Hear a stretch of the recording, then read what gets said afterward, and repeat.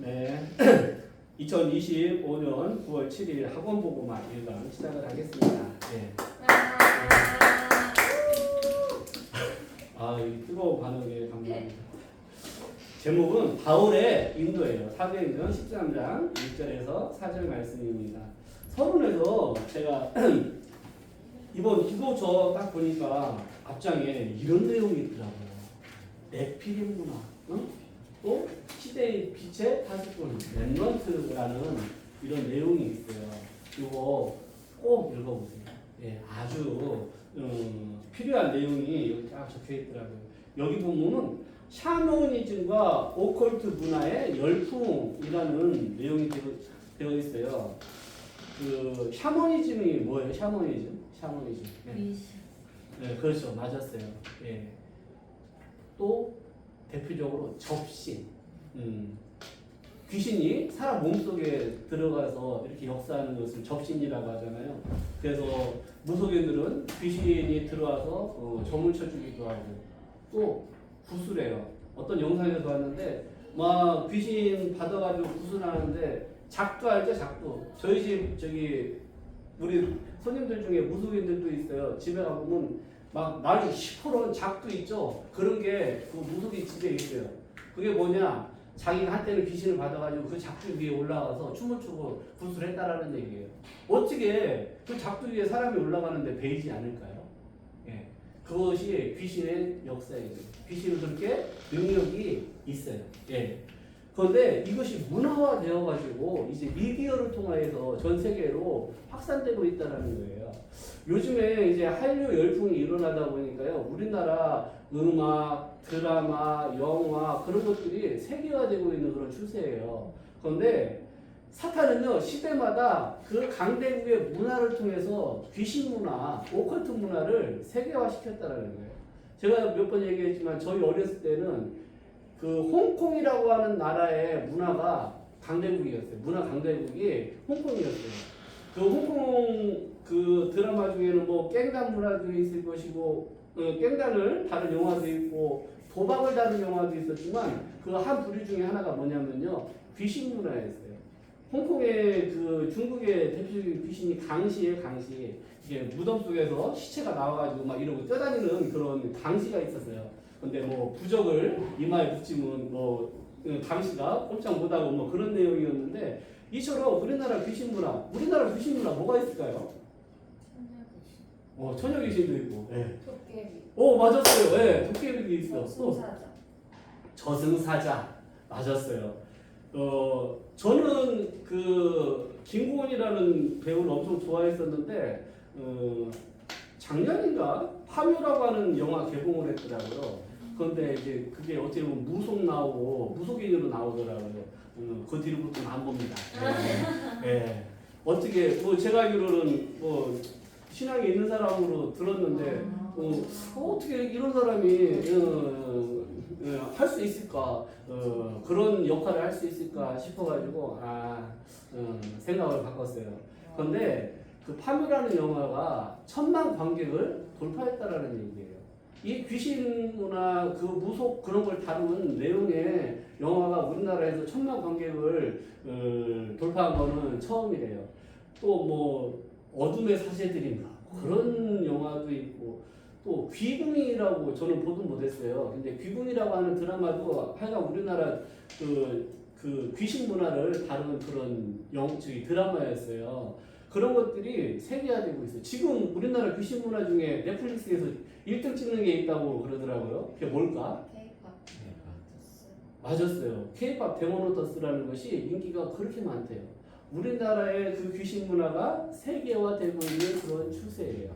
자, 그런데 사탄은 시대마다 이렇게 문화를 통해서 귀신 문화를 세계화시켰어요. 또 점술, 뭐 타로 점도 그렇고 여러 가지 점술이 인터넷만 보면은 뭐 바로 검색할 수도 있고 그런 것들이 보편화되어 있는 그런 시대예요. 또 초등학교에서는 요즘 뭐를 하느냐면요, 아침에 명상을 시켜요. 예. 명상이라는 것은요, 내 마음을 비우는 거예요. 예. 내 마음을 비우는 건데, 내 마음이 비워지면 그리스도가 없기 때문에 사탄이 역사하게 될 수밖에 없어요. 이런 귀신 문화와의 세계화가 무엇이 문제냐면요, 심각한 후유증을 남기게 돼요. 무슨 후유증이냐면요, 대표적으로 영적인 병이 심각하게 되어지는 거예요. 귀신이 들린다든가, 환각, 환청이 들린다든가, 가위가 눌린다든가, 악몽을 꾼다든가, 어떤 랩런트는 신비 아파트인가? 그 애니메이션을 봤는데요. 그 후유증이 얼마나 심하냐? 악몽을 계속 보고 귀신을 보는 거예요. 그 신비 아파트 그걸 되게 본 다음부터. 그래서 무서워하고 그랬어요. 근데 이제 계속 그 친구는 예배 드리고 또 같이 기도하고 그러면서 지금은 안 보이는데요. 그 정도로 많이 치유가 되었어요. 이만큼 어렸을 때 접한 그 귀신 문화라는 것이요, 영적으로 그 데미지가 치명적이라는 거예요. 그런데 사탄이 왜 이렇게 귀신 문화를 세계화시키는지 알겠죠? 어린 아이들부터 이미 그 귀신 문화를 강의시켜가지고 영적 문제, 그 정신 문제로 아이들을 잡겠다라는 얘기예요. 자, 그래서 저는 우리 랩런트들한테 막 그 영화로 나오는 막 그 악령들 나오고 그런 거 있어요. 그런 걸 가급적 접하지 않는 것이 좋다라고 봐요. 아무리 복음을 가졌지만 굳이 그런 것을 볼 필요는 없다라는 거예요. 예, 그런 것들이 나도 모르게 각인되고 나에게 있어서 영적으로 좋지 않은 영향을 미친다라는 것을 알고 있어야지 돼요. 예. 그래서 우리 랩런트들이 나중에 성장해도 결혼해서라도 어려서부터 자녀들에게 그런 거에 노출시키지 않는 것이 상당히 도움이 됩니다. 아셨죠? 그래서 우리 랩런트들의 미래의 진로의 방향은 이거예요. 치유예요, 치유. 그래서 내가 어떤 직업을 가지든지 치유 쪽으로 방향을 맞춰가지고 미래의 진로를 선택하시면 됩니다. 그래서 우리는요, 의사예요. 영적인 의사. 어떤 의사냐? 세상 의사가 못 고치는 병을 고치는 영적 의사다. 이런 자부심과 사명을 가져야지 돼요. 결국에는요, 영적 문제에 시달리는 사람들이 복음 가진 사람들한테 온다라는 얘기예요. 예. 답을 가진 사람한테 올 수밖에 없어요. 우리 랩런트들은 또 선생님들은 그런 이 영적 문제를 죽어가는 후대에 살릴 그런 사역으로 방향을 맞추시면 됩니다. 바울의 그 전도 선교 사역의 중요한 키포인트가 치유였어요. 예. 사도행전 13장 보면은 바울이 오늘 이제 구브로로 갔다라고 하고서 딱 사절에서 끝났어요. 구브로에 딱 가가지고 만난 사람이 누구냐면요, 박수무당 엘그마예요. 바예수라고 하는 그 사람이 총독 서기오 바울을 꽉 붙잡고 있어. 한 지역을 그 박수무당 엘르마가 장악하고 있는 거예요. 그 현장에서 예수 그리스도 이름으로 그 흑암을 꺾는 데서부터 선교 사역이 시작되었다라는 거예요. 자, 빌립보에서는 귀신 들려 점치는 여종을 귀신을 예수 그리스도 이름으로 쫓아냈다라는 거예요. 예. 또 에베소에는 아데미 강과 이제 아르테미스죠. 아데미 신전이 그 지역을 딱 장악하고 있어가지고 완전히 우상이 장악한 그런 지역이었어요.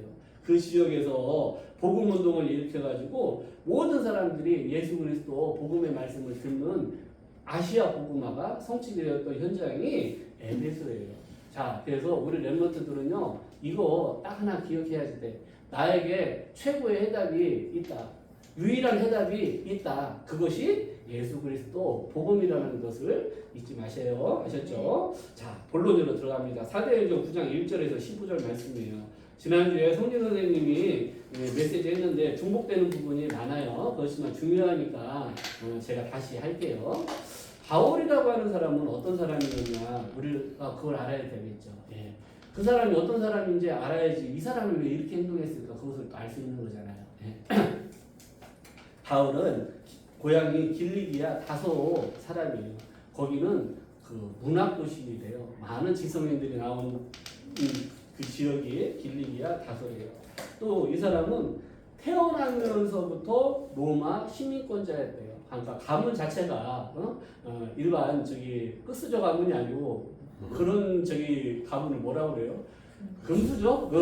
금수저 가문이었어요. 네. 또 베냐민 지파예요. 베냐민 지파는 이스라엘 초대 왕이 사울이잖아요. 이름도 같아요. 사울. 그리고 또 베냐민 지파였어요. 한마디로 왕족이었어요. 예. 사울이 초대 왕이거든요. 이스라엘의 왕족이었어. 또 바리새인이었어요. 그때 그 유대 지도자들이 바리새인이었어요. 지도자의 출신이었어요. 또 중요한 게 가말리엘이라고 하는 선생님의 제자였어요.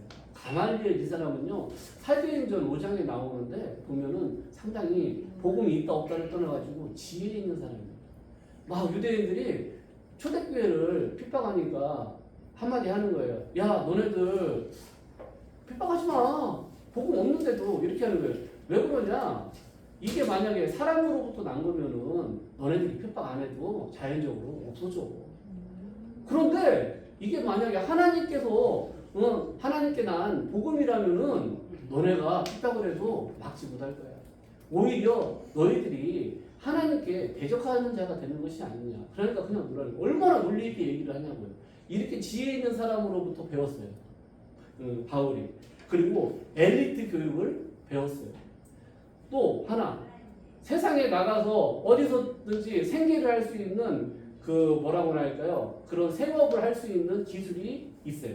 그게 뭐냐? 천막 만드는 기술을 배웠어요. 최고의 엘리트 교육을 받았지만은 너가 가장 밑바닥에 가서도 살 수 있는 그 기술, 기능이죠. 천막 만드는 기능을 같이 겸해서 배웠어요. 우리가 여기서 중요해요. 자, 나에게 한 가지 기능이 있다는 것이 이렇게 중요한 거예요. 그 기능이 있으면요 어디서든지 내가 살아남을 수 있어요. 진짜. 예. 어떤 상황에서도 살아남을 수 있어. 나 공부 잘하니까 여기 다 공부 잘하죠.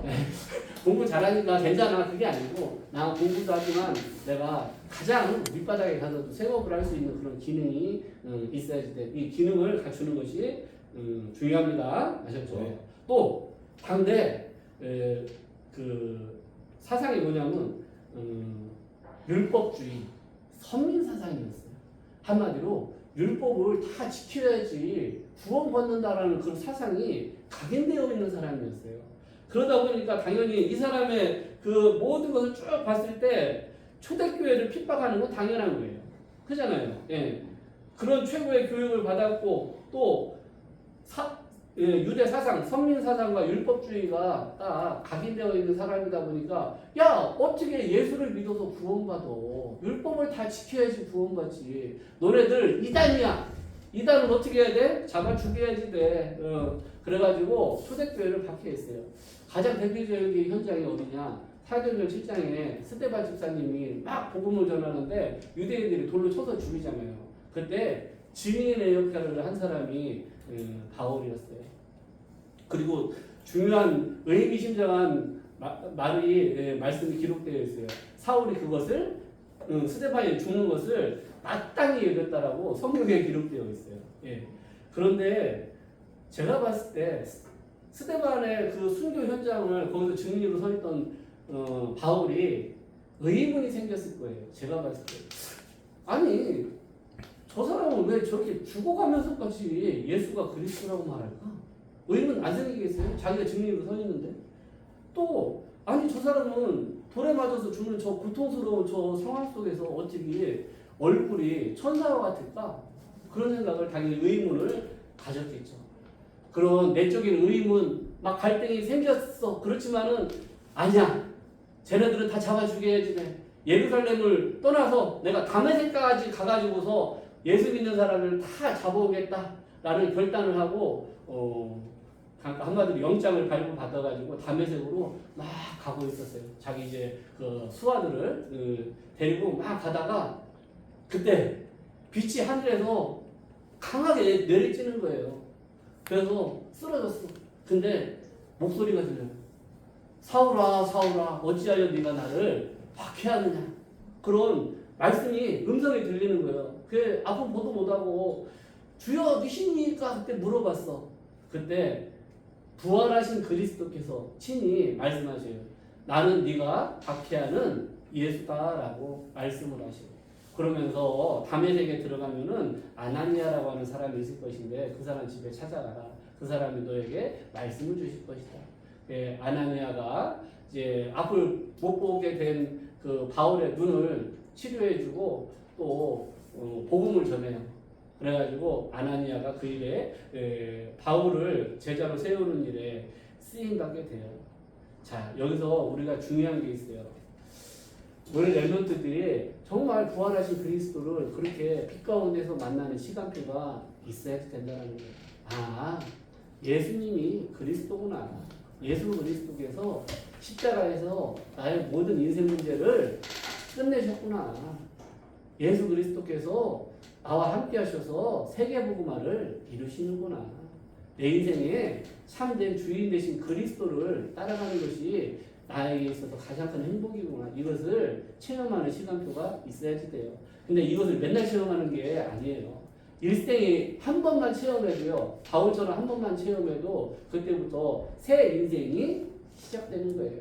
우리는 그래서 우리 렘넌트들이 중고등부 6년 마치기 전까지 그 시간표가 오도록 선생님들이 기도하고 매일같이 어떻게 보면 같은 말씀인 것처럼 보이지만은 매일 예수 그리스도 복음을 전달해 주는 거예요. 우리 렘넌트들에게 이 시간 간곡히 기도하는 것이 우리 선생님들의 마음이 이거예요. 바울처럼 빛 가운데서 그 부활하신 그리스도를 나의 그리스도로 체험하는 그런 시간표 되시길 기도합니다. 네. 그 다음이 중요해요. 그렇게 그리스도를 체험했어. 근데 아나니아를 통해서 말씀을 받아요. 즉 사명을 받아요. 사명. 사도행전 9장 15절에 사명, 바울에게 주신 사명이 있어요. 이 사람은 이방인과 임금들과 이스라엘 자손들에게 내 이름을 전하기 위해서 택한 나의 그릇이다라고 사명을 주세요. 자, 여기서 순서가 중요해요. 먼저 그리스도 복음을 나의 그리스도 복음으로 체험하는 것이 먼저예요. 그 다음에 사명을 깨닫는 거예요. 이 사명은요, 그리스도 복음 체험하면 깨닫게 돼요. 어디서 깨닫게 되느냐? 말씀을 통해서 깨닫게 돼요. 그것을 CVBIP라고 해요. 언약과 비전과 꿈, 또 이미지, 또 나의 인생 작품이 말씀을 통해서 선명하게 보여지는 시간표가 옵니다. 그래서 바울은요, 여러 가지 말씀 안 붙잡았어요. 진짜 사도행전 9장 15절 딱 한 말씀 붙잡고 평생을 살았어요. 이방인, 그래 선교, 이방인 복음 전하기 위해서 선교사로 인도를 받은 거예요. 임금들, 바울이 만난 임금들이 누구냐? 총독 벨리스 베스도, 또 아그리파 왕, 심지어는 로마 황제 가이사를 만나서 복음을 전하는 데 쓰임 받았어요. 말씀 그대로 성취된 거예요. 또 이스라엘 자손들에게 복음을 전하기 위해서 회당으로 들어갔어요. 가는 곳마다 회당에서 이스라엘 자손들 렘넌트에게 복음을 전했어요. 그렇게 저는 가장 큰 사역이 회당 사역이라고 봐요. 그 회당에서 그렇게 그 이스라엘 자손들 렘넌트에게 복음을 전했는데요. 250년 만에 그 로마가 기독교 국가가 되었다라는 거예요. 자, 여기서 중요한 게 뭐냐? 바울이 여러 말씀 붙잡은 게 아니야. 딱 사도행전 9장 15절 그 한 말씀을 붙잡고 평생을 인도받았다라는 거예요. 자, 저 같은 경우에도 내 어린 양을 먹이라 그 한마디 말씀이 저에게 딱 들려왔어요. 그래서 내 어린 양, 예수님의 어린 양이 누구냐? 어린 양이라는 것은 일단 연약함을 의미해요. 가장 대표적으로 렘넌트. 저는 어려움 당하는 성도님이 누군가 그런 거 많이 봐요. 주보 속에서 가장 보는 게 어려움 당하는 사람들이 누구예요. 거기에 많은 관심을 가지고 기도하고 있어요. 이렇게 여러 말씀을 붙잡으라는 것이 아니에요. 우리 렘넌트들에게. 한 말씀이 딱 아까 찬양했잖아요. 이 말씀 내 거. 이 말씀 내 거라는 것이 딱 하나 꽂히잖아요. 그러면은 그 한 말씀 붙잡고 평생을 갈 수 있다라는 거예요. 이 가장 쓰임받은 바울을 통해서도 우리가 알 수 있잖아요. 어떻게 사도행전 9장 15절 이 한 말씀이 그 평생에 사도행전 읽어보면 다 나오잖아요. 어떻게 이렇게 다 성취됐네? 그걸 보고 정말 하나님의 말씀은 붙잡은 자에게 또 받은 자에게 성취되는구나. 그것을 저는 사도행전을 보고서 알게 되었어요. 그런데 바울만 받는 응답이 아니라는 거예요. 이것은 누구든지 하나님 자녀라면은 누구든지 동일하게 받을 수 있는 거예요. 자, 그래서 2번 사도행전 11장 25절 26절에 여기서는 이제 안디옥 교회에 가서 바울이 바나바와 함께 본격적으로 사역을 해요. 제자를 양육하는 사역을 해요. 그런데 여기서 좀 의문되는 게 뭐냐면요. 다메섹 도상에서 부활하신 그리스도를 체험을 했어요. 근데 안디옥에 가서 사역하기까지는 엄청난 그 시간의 공백이 있어요. 그때 바울이 과연 뭐 했을까? 저는 거기에 생각을 해봤어요. 그때 빌리기아 다소에서 바나바가 바울을 데려갔다고 했으니까 당연히 고향에 있었다는 얘기예요. 고향에서 그럼 뭐 했을까? 복음운동, 응? 이 사역을 본격적으로 하기 전에 완전히 각인을 바꾸는, 응? 자기는 선민사상 율법주의에 각인되어 있는데 오직 그리스도로 각인을 바꾸는 그런 시간표가 있었다. 또 오직 믿음으로 구원에 이르는구나. 이 어떻게 보면 신학을 정리하는 시간을 가졌다는 거예요. 로마서에 보면은 가장 강조하는 것이 오직 믿음으로 구원받는다라는 거예요. 그걸 내자로 하면 뭐라고 한다고? 맞았어요. 이신칭이 그것을 확고하게 확립하는 시간이 담의 세계에서 그리스도를 체험하고 안디옥까지 가기 전까지의 그 긴 시간 동안을 다 그 사역자로서 준비하는 시간을 가졌다라는 얘기예요. 우리 랩런트들이 지금 마찬가지예요. 지금 이 시간이 준비하는 시간표야. 우리 랩런트들 지금 뭐 사역하고 뭐 열매 맺을 시간표가 아닌 거예요. 지금은 깊이 뿌리를 내리고 둥치가 자라서 잎사귀가 무성하게 되고 그 다음에 열매를 맺는 거예요. 나무가. 나무 심었다고 해가지고 바로 열매 맺는 나무가 없어요. 몇 년 지나야지 포도나무도 열리고 사과도 따고 복숭아도 따는 거예요. 심었다고 그 다음 주에 열매 나는 나무는 없어요. 아셨죠? 예, 우리 멤버들은 지금 바울처럼 깊이 뿌리 내리고 성장할 시기임을 잊지 마세요. 3번. 자, 사도행전 13장 1절에서 4절. 자, 여기서는 우리 본문 읽었는데 성령께서 하시는 일이 있어요. 성령께서 하시는 일은요, 전도와 선교예요. 또 전도와 선교를 위해서 문을 여셔요. 또 제자의 문을 여셔요. 어떤 사람 막 타지 갔는데 맛있는 식당을 가서 오늘 성령인도 받았다. 그런 사람도 있어요. 또 성령인도 아니에요. 성령인도는 전도와 선교를 위해서 따라가는 것이 성령인도예요. 아셨죠? 성령인도, 성령의 역사는 반드시 전도, 선교, 예수 그리스도 복음이 증거되는 거예요. 예, 다른 거에 성령님도 아무데나 갖다 붙이면 안 됩니다. 우리 랩런트들. 예, 그래서 바울은 바울은 이 내용이 많아요. 어디나 가든지 기도했어요. 왜? 성령님도 받기 위해서. 심지어는 아시아에서 막 복음 전하는데 예수의 영이 복음 전하는 걸 막아요. 성령께서 전도 선교를 막으셔. 문을 다 닫으셔. 그때 드로아에서 기도했어요. 그때 마게도니아에서 막 우리를 와서 도우라는 환상을 보고 유럽으로 넘어가는 진짜 시대의 전환점을 딱 맞이했다라는 거예요. 자, 우리가 여기서 키포인트 찾아야 돼. 성령님들 어떻게 받는다? 기도 속에서. 예, 뭐 일 닥쳤다고 기도하는 게 아니에요. 꾸준히 매일매일 우리 랩런트들은 말씀 묵상하고 기도 좀 하고 강단 말씀 묵상하고 그 시간이 있어야지 돼요. 하루에 5분. 그래서 우리 중고등부에서 중고등부 방 보면은 매일 기도문도 올라오고 다 하고 있어요. 그것만 실천해도요, 우리 랩런트들 영적 썸이 됩니다. 제가 장담해요. 선생님이 1시간 동안 기도하는 것보다 우리 랩런트들 매일매일 아침 7시만 돼도 확인할 수 있잖아요. 7시 10분이면 다 확인할 수 있어. 그 시간에 딱 올라온 거 중고등부 방에 있는 거 한번 읽으면서 서밋 타임 누리세요. 또 매일 선생님이 보내주는 강단 말씀 메시지 그 미션 그거 읽고서 기도하시면 됩니다. 아셨죠? 네. 결론이에요.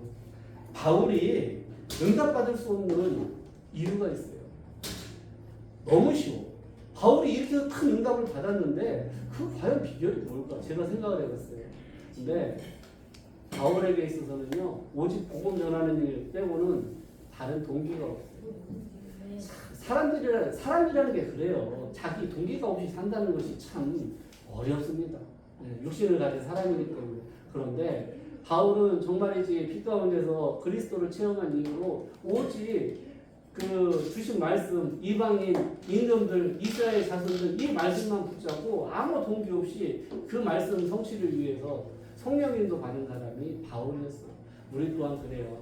우리는 사람이라 동기가 일어날 수 있어요. 그때마다 항상 말씀을 생각을 해야지 돼. 내가 내 동기보다 하나님의 말씀이 우선이다. 복음 전하는 것이 하나님이 가장 원하시는 것이다. 생명 살리는 것이 하나님이 가장 원하시는 것이다. 렘넌트 키우는 것이 하나님이 가장 원하시는 것이다. 이렇게 내 동기를 자꾸 내려놔야 돼. 어떤 때 저도 포기하고 싶은 시간 많아요. 속상한 시간 없겠어요. 저도 사람인데. 그럴 때마다 아니다. 그래도 예수님은 진짜 그 십자가를 지는 수모도 당하셨는데 내가 이런 작은 어려움 하나 못 넘어설 수 있겠냐 그런 생각 저는 많이 해요. 워낙 연약한 사람이다 보니까 그럴 수도 있어요. 그런데 우리가 정말이지 그 작은 거예요. 내 동기, 내 생각을 내려놓고 내가 말씀 따라 가야 되겠다. 작은 정말 결단할 때 하나님께서는 새 은혜와 새 힘을 주시고 또 성령께서 역사하심을 잊지 마세요. 그래서 우리가 동기를 내려놓는 그런 교사, 렘넌트 되어야지 되겠다. 이런 생각을 하게 되었어요. 제가 예전에 갈매기의 꿈이라는 책을 읽었어요. 세군 선생님이 내가 선물해 준 적도 있었는데 갈매기의 꿈 그 책에 나오는 가장 유명한 내용이 뭘까?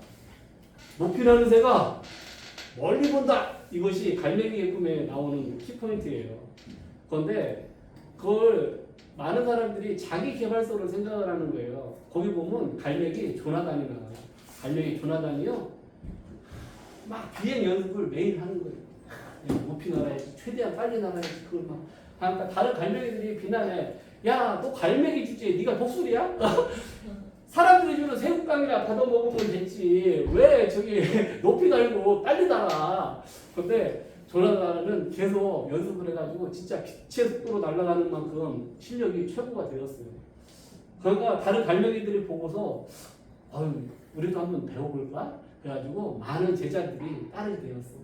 조나단이 많은 제자들을 다 키웠어요. 그 다음에 자기는 정말 날다 하늘까지 날아가지고 승천해버렸어요. 자, 거기서 갈매기의 꿈 3편까지가 끝나요. 근데 그 작가가 죽기 전에 그 뒷부분 4편이 출간됐어요. 저는 그걸 읽었어요. 그 4편에는요 너무도 이상한 내용입니다. 천주교에서 그 책을 피지 마! 출간하면 안 돼! 그런 내용을 했어요. 왜 그랬을까? 4편을 보니까 이런 내용이 나와요. 이제 조나단이 승천했잖아요. 그 다음에 남아있는 제자들이 어떻게 하느냐. 우리 매주 토요일 날에는 모여가지고 조나단을 기리는 그런 예배를 해야죠. 그리고 그 마을 입구에는 조나단의 큰 형상을 만들어가지고 거기에 우리가 절해야지 돼. 그 다음에 비행 연습을 이제 그때부터 안 해요. 자, 여기는 뭐냐. 완전히 본질을 다 놓치고 종교가 만들어버렸다는 거예요. 왜 천주교에서 그 책을 사편을 펴지 못하게 했는지 이제 알겠죠. 이와 마찬가지야. 사탄은요 모든 것을 다 복음 쏙 빼고 종교화 시키려고 시대마다 역사를 했다는 거예요. 우리가 그것을 잊지 말아야 돼. 우리는 본질을 잊지 말아야 돼. 본질 예수 그리스도 세계복음화 이걸 잊지 않는 렘넌트 되길 바라요. 이거 기도서 맨 마지막에 보면 또 이제 책 소개하게 또 있어. 제가 몇 번이나 얘기했던 유대인의 상술이라고 하는 책이 딱 나왔어요. 제가 옛날에 읽은 책은 표지가 꾸질꾸질했는데 새로 디자인이 싹 돼가지고 나왔어요. 이 책은 우리 렘넌트들이 세상을 아는 데 있어서 많은 도움이 될 책입니다. 꼭 읽어보세요. 내용이 그렇게 길지 않아요. 파트별로 이렇게 한 장씩 이렇게 기록되어 있어요. 그래서 나는 하루에 한 페이지만 읽을래. 이 한 파트만 읽을래. 그렇게 해가지고 읽어도 충분히 쉽게 읽을 수 있는 내용이에요. 조금 이해가 안 되는 부분도 있어요. 그렇지만은 이 책을 읽으시면은 도움이 되겠습니다. 예, 마쳤습니다. 예.